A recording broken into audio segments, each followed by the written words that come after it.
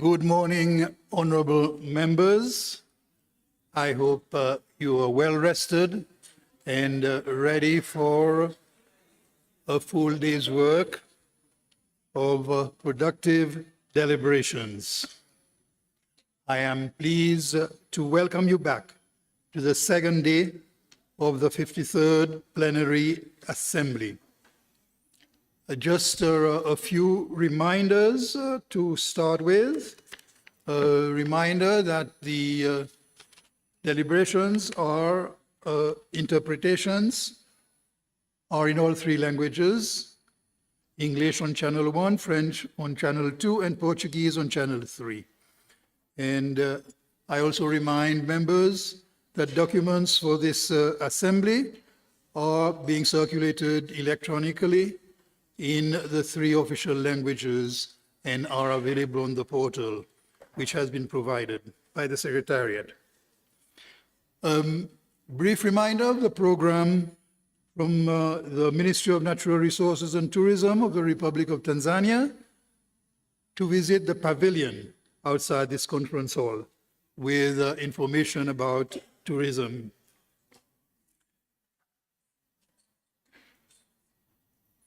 Honorable members, are there any motions today? Any notices of motion? There being none, I will ask Secretary General, would you please read the first order of the day? Motion for the adoption of the report of the Standing Committee on Trade, Industry, Finance and Investment on debt ceiling in SADC member states. Thank you, Secretary General. I now invite the Honorable Dithapelo Keo Rapetse, the Vice Chairman of the Standing Committee on Trade, Industry, Finance and Investment, to move the motion. Honorable, you have the floor. Thank you, Mr. President. Mr. President, I beg to move that this plenary assembly do adopt the report of the Standing Committee on Trade, Industry, Finance and Investment on the 53rd Plenary Assembly session of the SADC Parliamentary Forum, laid on the table on 9th May 2023. Thank you. Do we have a seconder?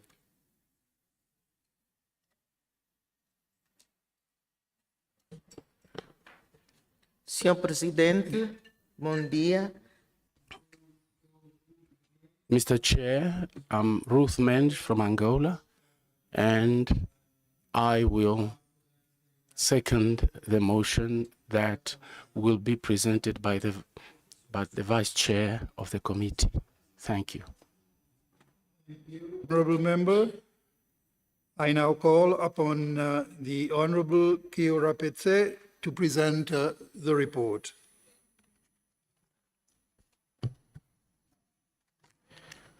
Thank you, Mr. President. Distinguished heads of delegations, honorable members, good morning. Mr. President, in accordance with these terms of reference as contained in Rule 42.2 of SADC-PF Rules of Procedure, the Standing Committee on Trade, Industry, Finance and Investment convened. It convened in Johannesburg. I believe this was at Radisson Blu or Tambo on Tuesday, the 9th May 2023, to consider the theme, Parliament's role in legislating for strategic and sensitive assets, taking into account the security of the economy and the SADC citizens, whilst encouraging direct investment. In carrying out this important task, the committee had interfaced with distinguished economists, notably Mr. Pepukai Chivore, former Director, Budget Office in Parliament of Zimbabwe, and Mr. Simon Mtambo, Deputy Director, Budget Office at the National Assembly of Zambia, in sync with the business under review. Mr. President, since honorable members are privy to the contents of the committee's report, I will only comment on a few salient issues that emerged during the deliberations. From the onset, I wish to state that the meeting aimed to address the issue of the debt ceiling and the role of parliamentarians in ensuring responsible borrowing and debt management. The rise in public debt in the SADC region, exacerbated by the COVID-19 pandemic, necessitated a closer look at the current debt situation and the need for sustainable limits. Mr. President, honorable members, distinguished delegates, as some honorable members may be aware, Annex 2 of the SADC protocol, the SADC-PF protocol on finance and investment, recognizes that macroeconomic stability is fundamental to economic growth throughout Southern Africa. In this regard, Parliament should adopt policies aimed at fostering constancy in financial management. The Annex advocates that member states strive to avoid increasing their public debt to GDP ratios. Mr. President, it became clear that there is need to relook at the current debt situation in the legislature. If the legislature is to play an active role in cushioning the standard of living for citizens in the SADC region from adverse repercussions associated with the ballooning public debt. Furthermore, Mr. President, the Standing Committee noted the emphasis that was placed on the need to have laws, regulations, and policies that clearly articulate the scientifically proven sustainable limits of external debt. Additionally, Mr. President, the committee learned that the inclusion of the debt ceiling into the model law on public finance management, parliamentary control over debt as a prerogative of the legislative arm of government. The debt limit exists to ensure the power of the purse or the ability to determine government spending remains under the purview of Parliament. The committee further observed that the prerequisites in maintaining sound fiscal discipline include transparency and accountability in the development or formulation of macroeconomic frameworks. More so, there should be a deliberate effort to promote a public finance system that ensures the equitable development of the country, with parliaments playing a more active role in scrutinizing the budget process to ensure that there is effective and equitable use of resources. In view of the foregoing, the committee urges the 53rd Plenary Assembly of the SADC Parliamentary Forum 2, Roman numeral 1, to strengthen their external oversight by establishing and implementing the following measures: independent government bodies like public debt management offices, ensuring cooperation with government agencies, publishing annual reports on compliance, and making use of reports by civil society organizations or think tanks. Roman numeral 2, implore the executive to constantly report on the debt to GDP limit to enhance transparency and allocative efficiency of limited resources in the wake of constrained borrowing. Roman numeral 3, encourage the adoption of uniformity in the legal framework relating to public financial management as part of efforts to maintain economic stability. Adherence to debt limits, therefore, becomes an indicator of fiscal discipline, which is an important element in achieving regional financial stability. Roman numeral 4, call on the legislature to keep close watch on exceptions and safeguards in their legislation. For example, the escape clause, which in some cases results in large deviations from existing rules, making it difficult to quickly return to the existing rules. The meeting noted that these clauses, for example, were prevalent during the COVID-19 era. Roman numeral 5, draw attention to the need to proactively advocate for budget-making legislatures which have the capacity to amend or reject the budget proposals of the executive. This can be done in instances whereby these budgets are not developmental or do not meet the aspirations of the regional citizenry. Member parliaments should move away from budget influencing legislatures whose mandate revolves around amending or rejecting the budget proposals, but lack the capacity to formulate their own independent budgets. Roman numeral 6, urge member states to make a thorough research on countries that have kept the debt to GDP ratio at very low levels. And examples were given, for instance, in the Scandinavia. Roman numeral 7, implore resource-rich countries to leverage on God-given resources to support public expenditure rather than resorting to borrowing. This is evident in the case of Botswana, for instance, which has leverage on its diamonds. Roman numeral 8, encourage member states to develop strengthened transparency and accountability models to ensure that the national cake is not overburdened by imprudent decisions, including over borrowing. This calls for prudent use of resources and careful scrutiny of public expenditure, including an open declaration of accumulation of debt. Numeral 10, direct member states to incorporate provisions on capping debt servicing cost in domesticating the model law on public finance management, as is the case in Namibia, which capped the debt servicing cost to 10% of revenue. Parliament and the executive need to be better structured to reflect the status and the role of Parliament as an institution that exercises oversight over government actions. And Parliament needs to be an active player, not a bystander, in the governance metrics. 11, call on member states to ensure that model law on public finance management makes provisions on seeking parliamentary approval in the event of a windfall, unexpected or unplanned revenue such as special drawing rights, SDRs.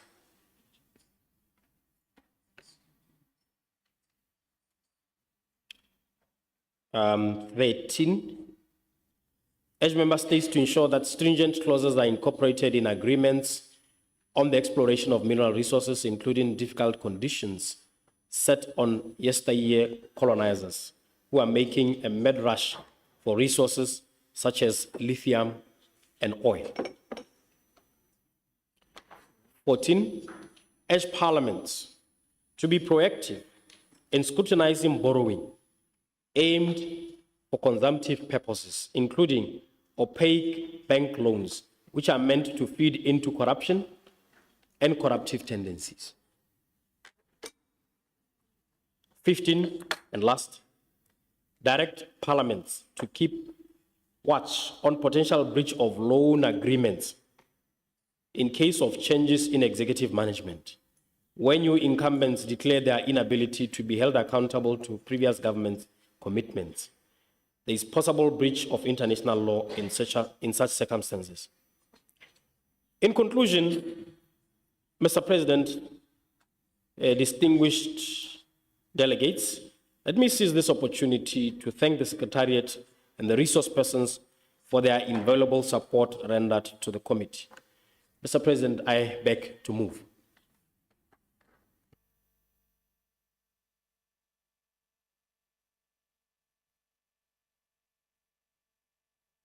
Thank you, Honourable Member. I will now allow the seconder of the motion, the Honourable Ruth Mendes, member of the committee, to present the seconding speech. Muito obrigada, Senhor Presidente do Fórum Parlamentar da SADC. Speakers of the member states' parliaments and leaders of delegations, partners of SADC, Secretary General and staff, and member state staff, ladies and gentlemen.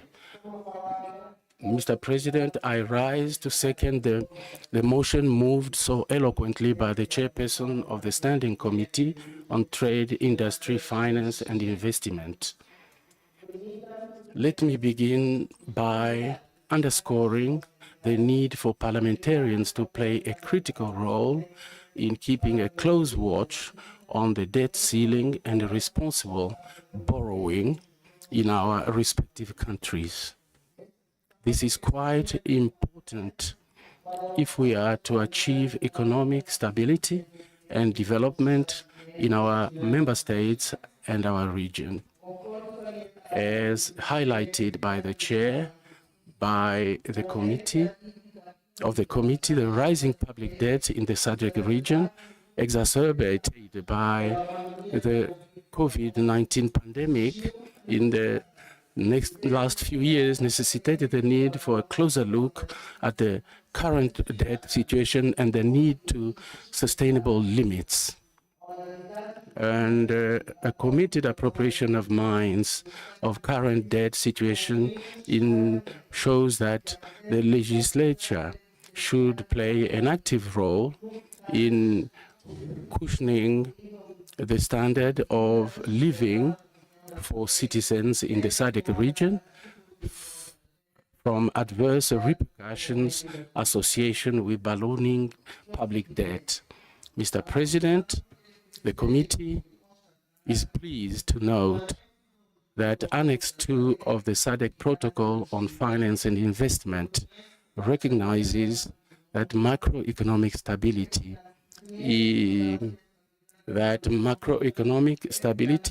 is fundamental to economic growth throughout Southern Africa. In this regard, Parliament should adopt policies aimed at fostering constancy in financial management. The Annex advocates that member states should strive to avoid increasing their public debt to GDP ratios. Mr. President, unfortunately, the reality of the SADC region is that public debt has been on the spiral mode in most member states.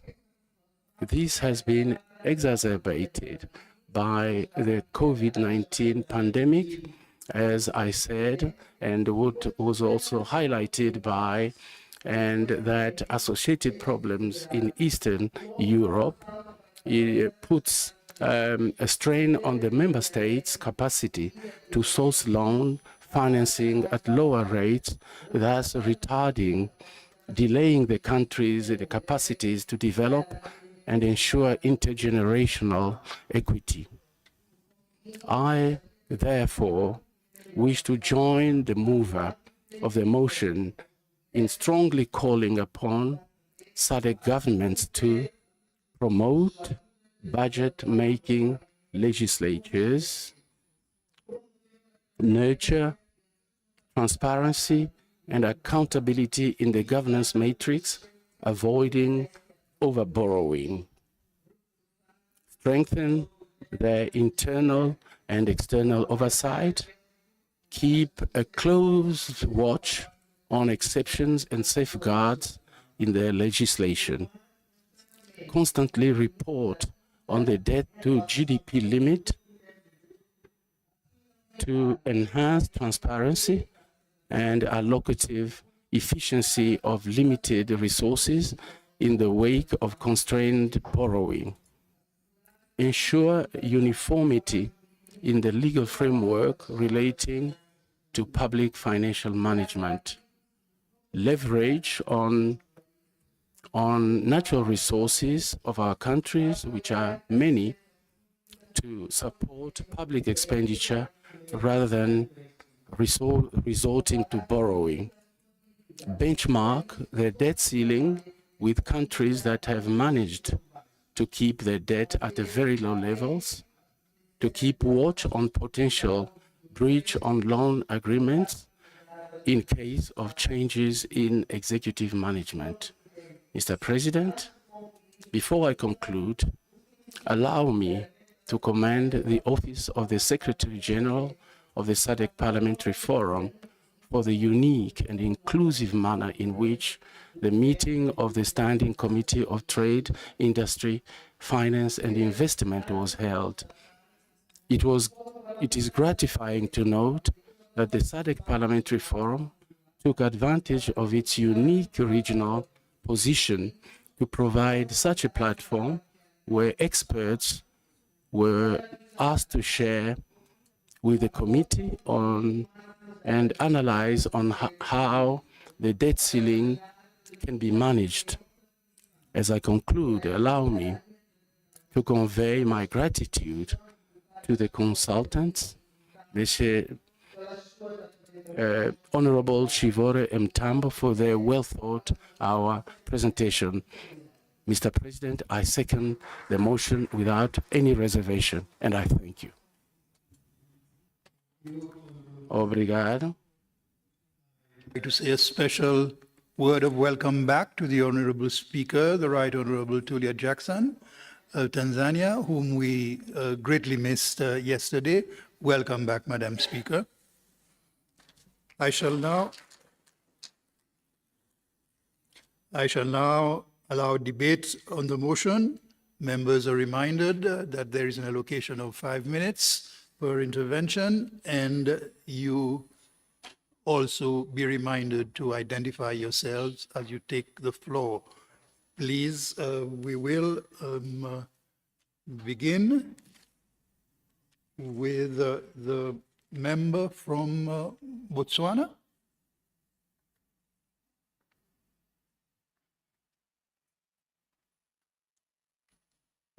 Thank you, Mr. President. This was a very good report.